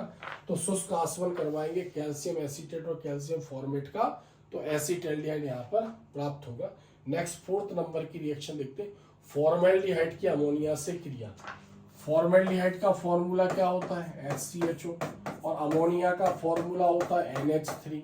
अब देखो, जब हमने ऐसा लिखा तो हमें ध्यान आ जाना चाहिए केनिजारो अभिक्रिया। अब कैनिजारो अभिक्रिया में क्या होता है, एल्कोहल बनता है। अगर फॉर्मेल्डिहाइड यूज करते हैं तो मेथिल एल्कोहल बनेगा और सोडियम फॉर्मेट बनेगा। क्योंकि कार्बन यहाँ पर 2 हैं इसलिए क्रिया को बैलेंस करने के लिए यहाँ पर हम 2 लगा देंगे। तो फॉर्मेल्डिहाइड की अमोनिया से क्रिया होगी तो मेथिल एल्कोहल बनेगा और सोडियम फॉर्मेट बनेगा। नेक्स्ट 5th नंबर की क्रिया देखते हैं। फॉर्मेल्डिहाइड की अमोनिया में सिल्वर नाइट्रेट, फॉर्मेल्डिहाइड की जगह कोई भी एल्डिहाइड हम यूज कर सकते हैं। अमोनिया में सिल्वर नाइट्रेट AgNO3 से क्रिया होगी तो क्या बनेगा, इसको हम रजत दर्पण परीक्षण भी बोलते हैं। टोलेन अभिकर्मक यानी अमोनिया में सिल्वर नाइट्रेट, इसको हम टोलेन अभिकर्मक के नाम से भी जानते हैं। तो टोलेन अभिकर्मक क्या था, यानी ammonium hydroxide NH4OH plus AgNO3 यानी सिल्वर नाइट्रेट, इसको बोलते हैं टोलेन अभिकर्मक। ध्यान दे, जब इसको मिलाएंगे तो यौगिक क्या बनेगा, यौगिक यहाँ पर बनेगा AgOH यानी सिल्वर हाइड्रोक्साइड। इसकी संयोजकता +1 माइनस प्लस और माइनस, तो प्लस माइनस से रिएक्ट करेगा AgOH और NH4OH, ये बन जाएगा। फिर जो AgOH है ध्यान रखना, ये आगे यानी AgOH ये आगे Ag2O में अब गठित हो जाएगा। इसमें से H2O बाहर निकलेगा तो टोलेन अभिकर्मक में Ag2O जो होता है वो यानी एक क्रियाशील भाग होता है। अब जब आप इसमें कोई भी एल्डिहाइड डालेंगे, सपोज करो फॉर्मेल्डिहाइड की बात कर रहे हैं SCHO, तो ये किससे क्रिया करेगा, Ag2 सिल्वर ऑक्साइड, इसको हम टोलेन अभिकर्मक भी यहाँ पर बोलेंगे क्योंकि यही क्रिया कर रहा है। तो यहाँ पर क्या होगा, जो SCHO है ये क्या करेगा, यहाँ से सिल्वर अलग कर देगा यानी सिल्वर अलग हो जाएगा और प्लस क्या बन जाएगा HCOOH फॉर्मिक अम्ल यहाँ पर प्राप्त होगा। तो चूंकि जिस पात्र में ये क्रिया होती है, कांच के पात्र में, उसकी आंतरिक दीवार पर सिल्वर जमा हो जाता है तो ऐसा कहा जाता है उस पात्र की आंतरिक दीवार पर सिल्वर की पॉलिश हो जाती है। जैसे दर्पण बनाते हैं हम, दर्पण मतलब मिरर, तो जो ट्रांसपेरेंट कांच होते हैं यानी पारदर्शी, उसके एक तरफ सिल्वर पोत दिया जाता है तो वो दर्पण के समान हो जाता है। तो इस पात्र में यानी जिस पात्र में ये क्रिया हो रही थी तो मुक्त हुआ सिल्वर पात्र की आंतरिक दीवार पर जमा हो जाता है और वो पात्र दर्पण के समान दिखने लगेगा, चेहरा देख सकते हैं, इसलिए हम इसको रजत दर्पण परीक्षण भी बोलते हैं। तो अगर ऐसी क्रिया आती तो हम डायरेक्ट इसको भी लिखते यहाँ पर, बट हमें यहाँ पर बताना पड़ेगा कि ये टोलेन अभिकर्मक है, तो भी हमें पूरे नंबर यहाँ पर मिल जाते हैं, टोलेन अभिकर्मक। नेक्स्ट हम देखेंगे 6 नंबर की अभिक्रिया। एसिटल्डिहाइड की 0 डिग्री सेल्सियस पर, एसिटल्डिहाइड की 0 डिग्री सेल्सियस पर H2SO4 से क्रिया यानी सल्फ्यूरिक अम्ल से क्रिया। एसिटल्डिहाइड की 0 डिग्री सेल्सियस पर H2SO4 से क्रिया। तो एसिटल्डिहाइड का जो सूत्र होता है वो होता है CH3CHO। H2SO4 की उपस्थिति में इसको गर्म करेंगे, टेम्परेचर क्या रहेगा 0 डिग्री सेल्सियस। तो यहाँ पर एक यौगिक बनेगा यानी एक बहुलक जैसा एक यौगिक बनेगा यानी CH3CHO और वोल्थ्राइड, इसको बोलेंगे para aldehyde, para aldehyde, para aldehyde. तो इसके आगे हम 3 लगा देंगे। अगर हम इसकी संरचना देखें, इस टाइप की अगर हम इसकी संरचना देखें तो ऐसे सिंपल आपको याद रखना CHO और CH और O, क्योंकि ऑक्सीजन की संयोजकता 2 होती है। अब इसमें जो CH अटैच है इसमें कार्बन की संयोजकता 3 है यानी कार्बन का 1 इलेक्ट्रॉन बाकी है, तो यहाँ पर हम इससे क्या जोड़ देंगे CH3 अटैच कर देंगे, इससे CH3 और CH3। तो आप देखो यहाँ पर कितने अणु लिए गए CH3CHO, ये संरचना आपको ध्यान रखना है। तो यहाँ पर देखो, इसको अगर हम देखें समझने की कोशिश करें तो CH3CHO यानी एक अणु हो गया, CH3CHO दूसरा अणु हो गया और CH3CHO तीसरा अणु हो गया, इसको बोलेंगे पैरा एल्डिहाइड। एसीटोन की ग्रिग्नार्ड अभिकर्मक से क्रिया, ग्रिग्नार्ड एसीटोन की, अब एसीटोन का फॉर्मूला CH3CO CH3 ग्रिग्नार्ड अभिकर्मक। ग्रिग्नार्ड अभिकर्मक किसको बोलते हैं हम RMgX, इसको ग्रिग्नार्ड अभिकर्मक बोलते हैं। आर की जगह हमने क्या लिख लिया, आर की जगह ले लिया CH3 मैग्नीशियम, और एक्स की जगह ले लिया हमने आयोडीन, मेथिल मैग्नीशियम आयोडाइड। अब इसमें एक सिग्मा बॉन्ड और एक पाई बॉन्ड है, तो इसका एक बॉन्ड टूट जाएगा, यानी हम ये कह सकते हैं एक इलेक्ट्रॉन ऑक्सीजन पर और एक इलेक्ट्रॉन उसका कार्बन पर फ्री हो जाएगा। कार्बन से जुड़ जाएगा CH3 और जो MgI है ये ऑक्सीजन से अटैच हो जाएगा, इसको ध्यान दें, यानी ऑक्सीजन से MgI और इससे कार्बन से CH3, तो ये यौगिक बनेगा CH3। इधर देख सकते हैं कार्बन से क्या जुड़ गया, कार्बन से जुड़ गया CH3, कार्बन से CH3 और यहाँ O से क्या जुड़ गया MgI, ये जुड़ गया। अब इसका जल अपघटन करवाएंगे, जल अपघटन मतलब जल से क्रिया करवाएंगे यहाँ पर। तो जो OMgI है यानी जो MgI है, MgI ये किससे कनेक्ट हो जाएगा, OS से कनेक्ट हो जाएगा, और जो H है वो डायरेक्ट यहाँ पर ऑक्सीजन से अटैच हो जाएगा। तो ये जो यौगिक बनेगा CH3, इससे तो दो CH3 अटैच थे, इससे एक CH3 अटैच था, और इससे यहाँ पर O से H अटैच हो जाएगा, यानी क्या बन जाएगा, एल्कोहल बन जाएगा। और बाकी हम उसको एक साथ ऐसा लिखेंगे MgOH और यहाँ पर इससे I, ये बनेगा। अब इसको और थोड़ा सा अगर हम सिस्टमेटिकली समझने की कोशिश करें तो CH3 और CH3 और COH ये क्या है, एल्कोहल है और तृतीयक एल्कोहल है, यानी जब COH से 3 कार्बन जुड़े हो, 3 R जुड़े हो तो उसको बोलेंगे तृतीयक एल्कोहल, यानी तृतीयक ब्यूटिल एल्कोहल, क्योंकि ये ब्यूटिल है और ये OH एल्कोहल है, तो ब्यूटिल एल्कोहल, एक कार्बन से 3 कार्बन जुड़े होंगे तो उसको बोलेंगे तृतीयक ब्यूटिल एल्कोहल। एसीटोन को सांद्र H2SO4 के साथ गर्म करेंगे, एसीटोन को सांद्र H2SO4 के साथ गर्म करेंगे। अब एसीटोन का फॉर्मूला क्या है, CH3CO CH3, किसके साथ गर्म करना है इसको, सांद्र H2SO4 के साथ इसको गर्म करेंगे। तो आपको इसको ऐसे याद रखना है, यहाँ पर एक व्यंजन रिंग आपको बता देनी है, यहाँ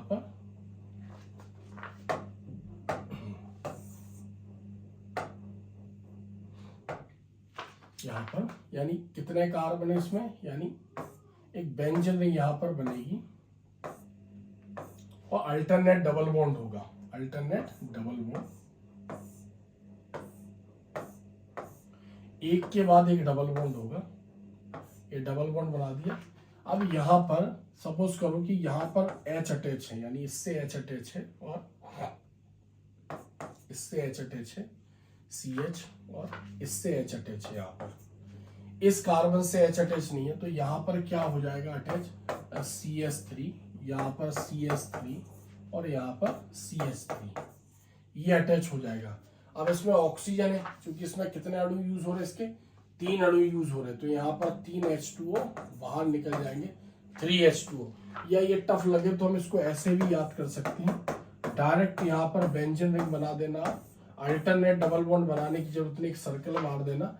यहाँ पर CH3 अटैच है, बस ये ध्यान रखना, यहाँ पर कार्बन है, फिर यहाँ पर CH3 अटैच हो जाएगा, यहाँ पर CH3 अटैच हो जाएगा, इन तीनों को छोड़ दिया जाए तो इस पर कार्बन का H नहीं है, बाकी तीनों पर कार्बन से H अटैच है, तो यहाँ पर इससे एक साथ 3 एसीटोन के अणु अटैच है, जिसमें से यहाँ पर 3 H2O बाहर निकल गए, इसको बोलेगा मैसेटिलीन, इसको मैसेटिलीन के नाम से जानते हैं, मैसेटिलीन।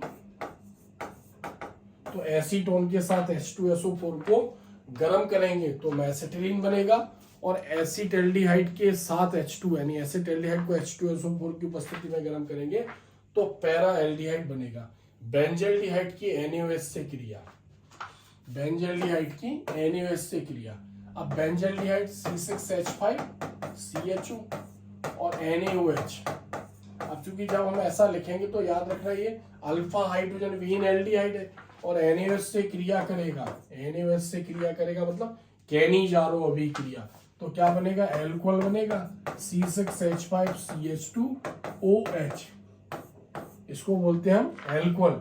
यानी बेंजीन के ऊपर CH2 अटैच होता है तो उसको बेंजिल बोलते हैं, बेंजिल एल्कोहल। ये फिनॉल नहीं है, ध्यान रखना, फिनॉल में तो C6H5 से डायरेक्ट OH अटैच होता है, और दूसरा यौगिक क्या बनेगा C6H5COONe। 2 कार्बन है यानी सोडियम बेंजोएट, तो इसके आगे 2 लगा देंगे तो क्रिया बैलेंस हो जाएगी। नेक्स्ट टोल्यूइन का वायु द्वारा उत्प्रेरक की ऑक्सीकरण होगा। टोल्यूइन का फॉर्मूला क्या है, जब बेंजीन से क्या अटैच होगा CH3 अटैच होगा, वायु द्वारा ऑक्सीकरण यानी ऑक्सीजन से क्रिया होगी V2O5 वेनेडियम पेंटाऑक्साइड, तो क्या बन जाएगा C6H5CHO, बेंजल्डिहाइड यहाँ पर बनेगा बेंजोइक अम्ल यहाँ पर प्राप्त होगा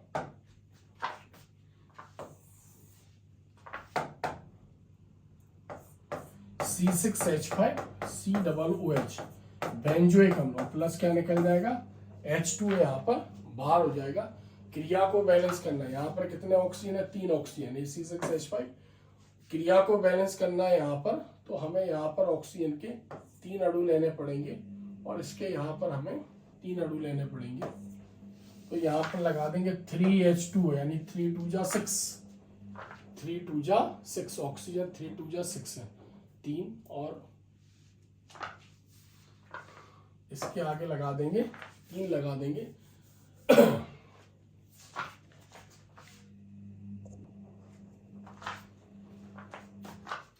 3 पर ये बैलेंस नहीं होगा, यहाँ पर हम इसके आगे 2 लगा देंगे, ध्यान रखना है यहाँ पर।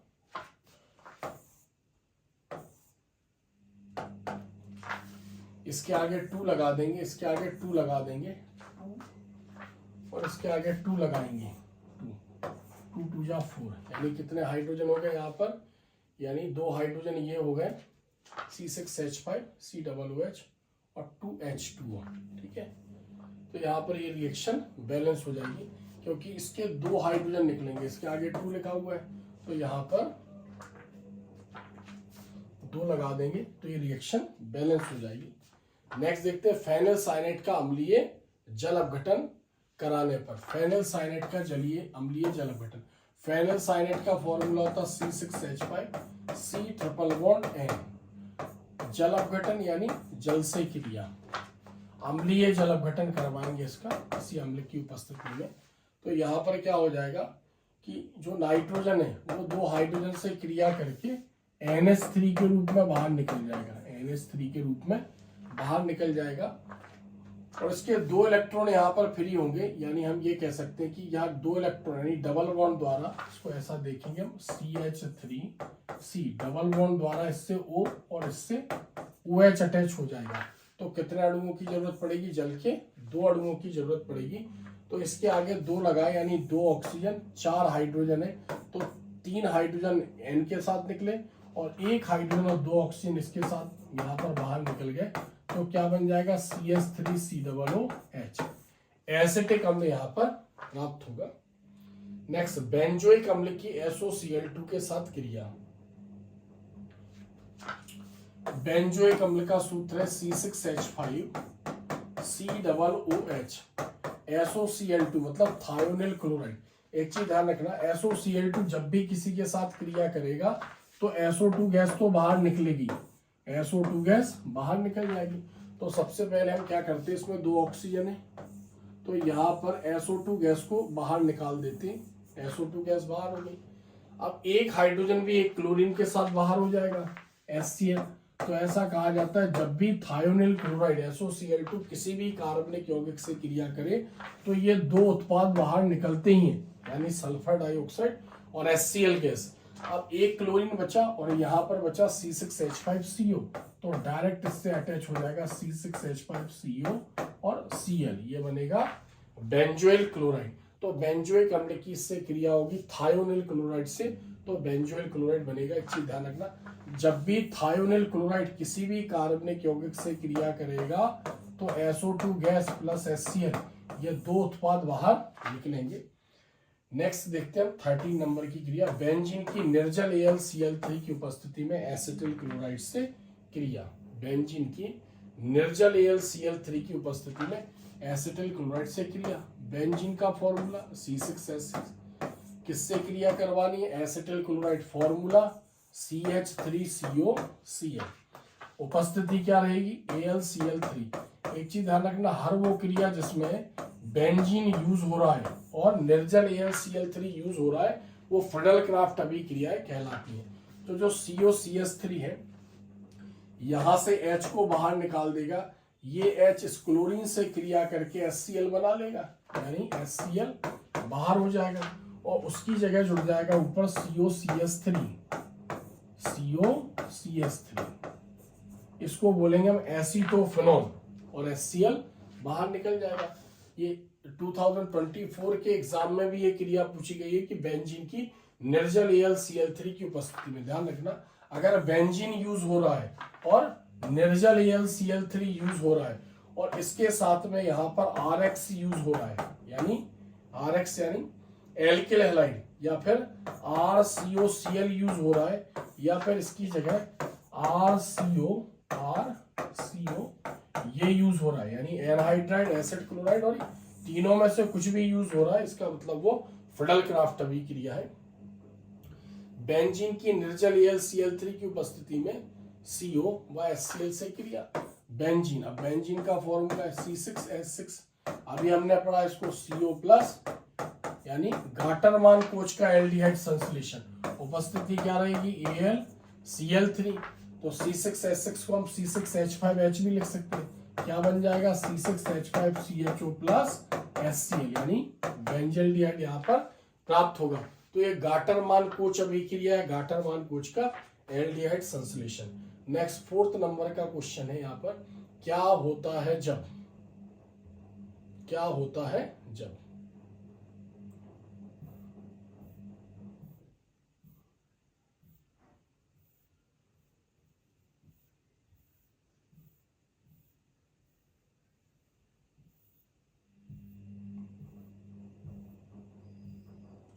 चौथे नंबर का क्वेश्चन यहां पर समझेंगे, क्या होता है जब केवल अभिक्रिया के रासायनिक समीकरण दीजिए।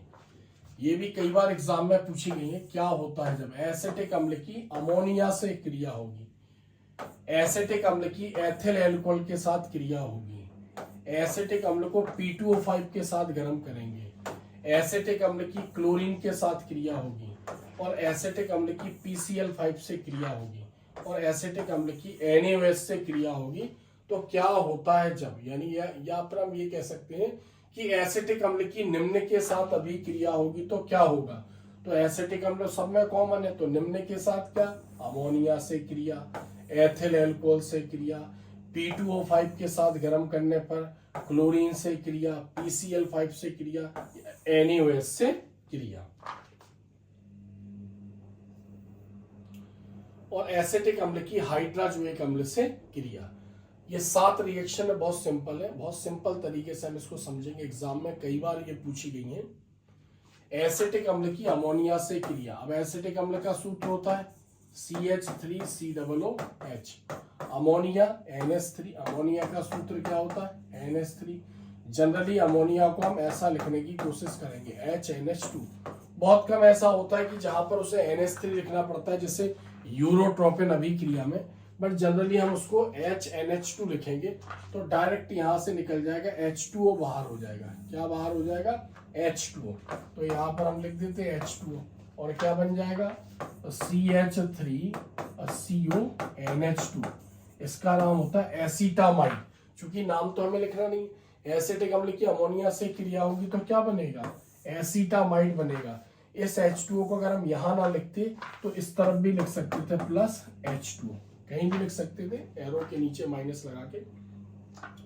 नेक्स्ट एसिटिक अम्ल की एथिल अल्कोहल से क्रिया, एसिटिक अम्ल का सूत्र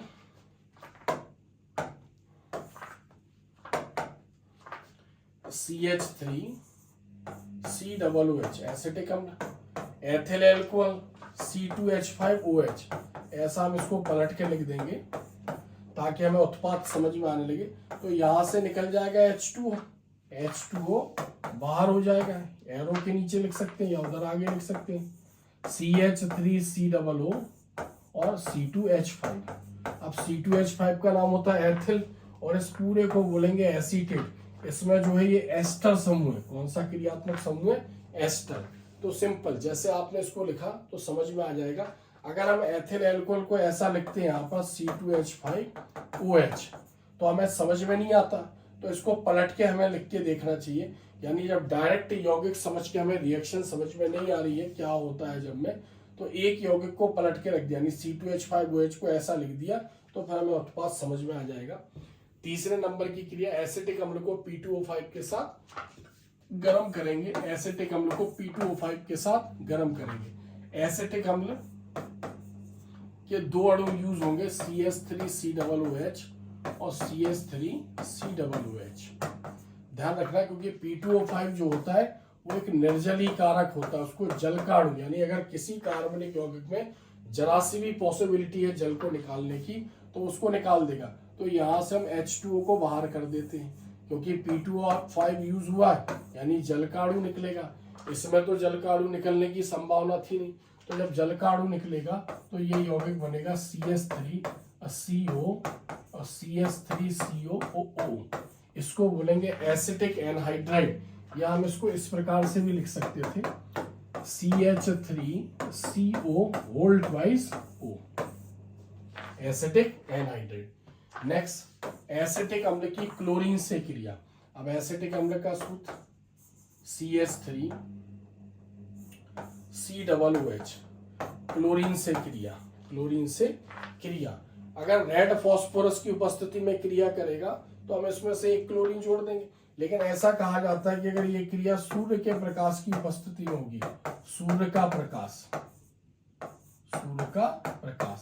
लाल फास्फोरस, तो बारी बारी करके हाइड्रोजन से तीनों H हट जाएंगे और क्या बनेगा, CCl3COOH, ट्राइक्लोरो एसिटिक अम्ल। तो यहाँ 3 क्लोरीन की जरूरत पड़ेगी।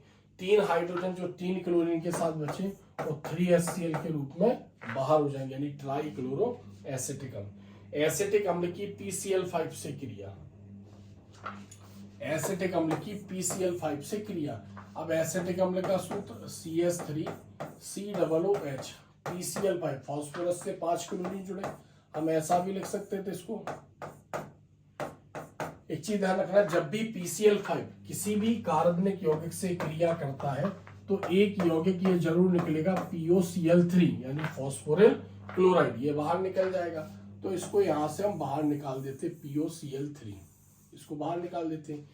POCl3 भी बाहर निकलता है और HCl भी बाहर निकलता है। तो PCl5 जब भी किसी कार्बनिक यौगिक से क्रिया करेगा तो वो 2 उत्पाद बाहर निकलेंगे। तो H और Cl, इसको भी बाहर कर देते हैं, तो HCl बाहर हो गया। अब क्या बचा, एक Cl ये बचा और CH3CO, इसने भाग नहीं लिया, तो CH3COCl प्लस ये, यानी क्या बनेगा, एसिटिल क्लोराइड। नेक्स्ट, एसिटिक अम्ल की NaOH से क्रिया। एसिटिक अम्ल CH3COOH प्लस NaOH, इससे क्रिया होगी तो क्या बन जाएगा यहाँ पर, CH3COO NaOH से क्रिया।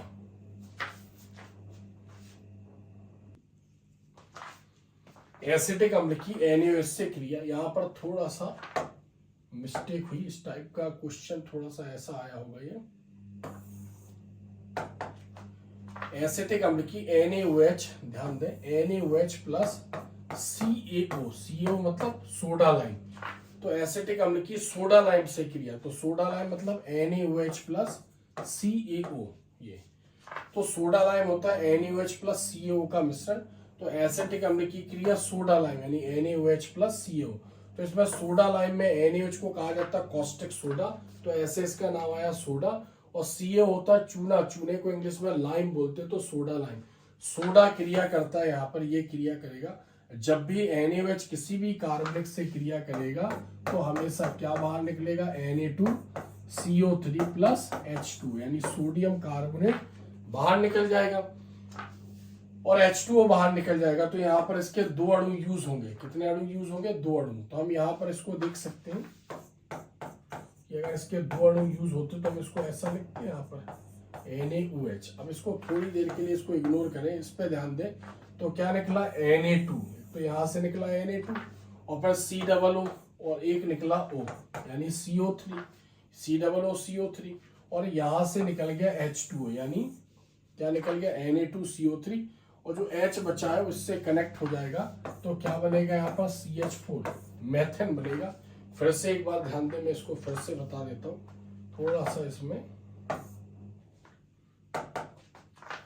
NaOH प्लस CO यानी सोडा लाइम के साथ क्रिया, तो यहाँ पर एसिटिक अम्ल CH3COOH प्लस सोडा मतलब NaOH, और लाइम क्या करेगा, इसको ड्राई रखता है क्योंकि NaOH जल को अवशोषित कर गीला हो जाता है और बहने लगता है। तो कार्बनिक यौगिक से जब भी NaOH क्रिया करेगा जनरली क्या बाहर निकलेगा, Na2CO3 प्लस H2, ये बाहर निकलेगा। इसके दो अणु यूज होंगे, इसको बैलेंस करेंगे तो यहाँ पर निकलेगा मेथेन CH4। नेक्स्ट अगली क्रिया, एसिटिक अम्ल की हाइड्रोजोइक अम्ल से क्रिया। एसिटिक अम्ल CH3COOH प्लस हाइड्रोजोइक अम्ल N3H, इससे क्रिया करेगा। उपस्थिति क्या रहती है, सांद्र H2SO4। एक्चुअली ऐसा श्मिट ने बताया था, इसलिए हम इसको श्मिट अभिक्रिया भी बोलते हैं। तो क्या बनेगा, यहाँ से CH3, एक N निकलेगा, एक H ये निकलेगा और एक H ये निकलेगा, यानी CH3NH2 यानी मेथिलेमीन, प्राथमिक एमीन बनेगा। N3 से N निकला तो N2 बचा, N2 गैस बाहर हो जाएगी, COO ने भाग नहीं लिया, यानी CO2 गैस बाहर निकल जाएगी। नेक्स्ट 5th नंबर का क्वेश्चन यहाँ पर हम देखते हैं, एसिटिक अम्ल से निम्न को कैसे प्राप्त करेंगे, केवल अभिक्रिया के रासायनिक समीकरण दीजिए। तो इसमें से बहुत सारी क्रियाएं भी हमने पढ़ी भी होंगी। एसिटिक अम्ल से एसिटामाइड कैसे बनेगा, एथिल एसीटेट कैसे बनेगा, एसिटिक एनहाइड्राइड कैसे बनेगा, ट्राइक्लोरो एसिटिक अम्ल, फॉर्मिक अम्ल, एथिल एल्कोहल और एसिटिल क्लोराइड, और आगे देखते हैं हम यहाँ पर मेथेन, यानी एसिटिक अम्ल से ये हमें प्राप्त करना है। तो कैसे प्राप्त करेंगे, यानी ये अभिकारक और ये सारे उत्पाद है, तो ये कैसे प्राप्त करेंगे। ये थोड़ी सी रिएक्शन टफ होती है, फिर भी चूंकि एक ही क्रिया बार बार आती है तो इसको हम समझने की कोशिश करते हैं। एसिटिक अम्ल से एसिटामाइड, यानी एसिटिक अम्ल क्या है यहाँ पर, अभिकारक CH3COOH। क्या प्राप्त करना है हमको यहाँ पर, एसिटामाइड। इसके फॉर्मूले हमें पता होने चाहिए, यानी कैसे प्राप्त करेंगे में एक अभिकारक दिया रहेगा और उत्पाद दिया रहेगा। अब आपको इसकी क्रिया किससे करवानी है, तो एसिटामाइड कैसे बनेगा, अमोनिया से क्रिया करवा देंगे, यानी NH3 HNH2, इसको ऐसा लिखेंगे HNH2, यहां से H2O बाहर निकल जाएगा, क्या बन जाएगा CH3CONH2। मतलब आपको अभिकारक की क्रिया किससे करवानी है कि वो उत्पाद प्राप्त हो जाए। थोड़ा सा कॉमन सेंस आपको यहां पर लगाना पड़ेगा। अब एसिटिक अम्ल से एथिल एसीटेट, अब एसिटिक अम्ल का फॉर्मूला है CH3COOH। अब बनाना क्या है, हमें बनाना है एथिल एसीटेट, तो एथिल एसीटेट, अब एसीटेट का फॉर्मूला CH3COO और एथिल मतलब C2H5। तो इधर देखो आप, अब इसमें तो ये पूरा इतना जुड़ा हुआ है C2H5, तो इसका मतलब यहाँ पर इसकी क्रिया हम एथिल एल्कोहल से करवाएंगे। किससे करवाएंगे, एथिल एल्कोहल। तो यहाँ से H2O बाहर निकाल देंगे तो क्या बन जाएगा CH3COO C2H5, यानी H2O यहाँ से बाहर हो जाएगा। एसिटिक अम्ल से एसिटिक एनहाइड्राइड कैसे प्राप्त करेंगे। अब एसिटिक अम्ल का फॉर्मूला होता है CH3COOH और एसिटिक एनहाइड्राइड का फॉर्मूला आपको याद होना चाहिए था, यानी CH3CO और O, इसको बोलते हैं एसिटिक एनहाइड्राइड। तो हम देख रहे हैं इसमें एक CH3 उसमें दो है, इसका मतलब हमें एसिटिक अम्ल के कितने अणु यूज करने पड़ेंगे, दो अणु यूज करने पड़ेंगे। तो उपस्थिति क्या रहेगी, P2O5 निर्जलीकारक, इसमें से जल के अणु को बाहर निकाल देगा, यानी H2O बाहर निकल जाएगा, तो क्या बन जाएगा एसिटिक एनहाइड्राइड। तो एसिटिक अम्ल से एसिटिक एनहाइड्राइड कैसे प्राप्त होगा, इसका P2O5 की उपस्थिति में इसको गर्म करेंगे। एसिटिक अम्ल से ट्राइक्लोरो एसिटिक अम्ल कैसे प्राप्त होगा, तो एसिटिक अम्ल का फॉर्मूला CH3COOH, क्या बनाना है, ट्राइक्लोरो एसिटिक अम्ल। ट्राइक्लोरो मतलब उससे 3 क्लोरीन अटैच हो जाएंगे, तो कब क्रिया होगी, इसकी क्लोरीन के साथ क्रिया करवा देंगे, Cl2। उपस्थिति क्या रहेगी, सूर्य का प्रकाश और लाल फास्फोरस तो यहाँ से इसके तीनों H 3 क्लोरीन निकाल देगा और जो H है वो 3 क्लोरीन से क्रिया करेंगे, टोटल 6 क्लोरीन यूज होंगे। तो एसिटिक अम्ल से ट्राइक्लोरो एसिटिक अम्ल कब बनेगा? जब एसिटिक अम्ल की क्रिया क्लोरीन से करवा देंगे। एसिटिक अम्ल से फॉर्मिक अम्ल CH3COOH, इससे क्या बनाना है? इससे बनाना है हमें फॉर्मिक अम्ल यानी HCOOH, एसिटिक अम्ल से फॉर्मिक अम्ल। एसिटिक अम्ल से फॉर्मिक अम्ल कैसे बनाएंगे? 2-3 स्टेपों में क्रिया होगी इसकी, थोड़ा सा हम इसको समझते हैं। यहाँ पर एसिटिक अम्ल को यहाँ पर पास में रखते हैं। CH3COOH, सबसे पहले इसकी क्रिया अमोनिया से करवाएंगे। अमोनिया मतलब HNH2, तो यहां से क्या निकल जाएगा? H2O बाहर निकल जाएगा। H2O बाहर निकल जाएगा तो क्या बन जाएगा? CH3CONH2, CH3CONH2। फिर यहाँ पर इसकी क्रिया करवाएंगे Br2, ब्रोमीन प्लस KOH, यानी हाफमैन ब्रोमोमाइड अभी क्रिया इस पर लगेगी। तो इसमें यहाँ क्या बन जाएगा? CH3, इसको बैलेंस नहीं कर रहे, CH3NH2, मैथिलएमीन बनेगा। फिर इसकी क्रिया नाइट्रस अम्ल से करवाएंगे यानी HONO2 से, नाइट्रस अम्ल से क्रिया करवाएंगे। तो यहाँ से देखेंगे हम N2O बाहर निकल जाएगा, N2 और प्लस H2O ये बाहर हो जाएगा, मैथिल एल्कोहल बनेगा यानी CH3OH। प्लस इसका ऑक्सीकरण करवाएंगे यहाँ पर, तो ऑक्सीकरण करवाएंगे तो H2O बाहर निकल जाएगा यानी क्या बनेगा? HCHO, formaldehyde. फिर इसका ऑक्सीकरण करवाएंगे तो इससे ऑक्सीजन अटैच हो जाएगा यानी क्या बनेगा? HCOOH। ऐसे बनेगा एसिटिक अम्ल से फॉर्मिक अम्ल। थोड़ी सी टफ क्रिया है, वैसे एग्जाम में पहले पूछी जाती थी, अब नहीं पूछी जाती है।